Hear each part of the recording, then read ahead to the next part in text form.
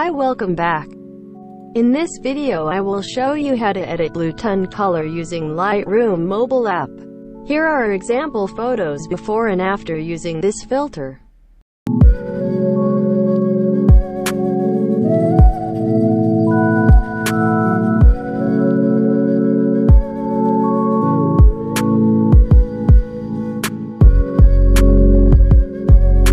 You can download this presets for free. Please check the link in the description.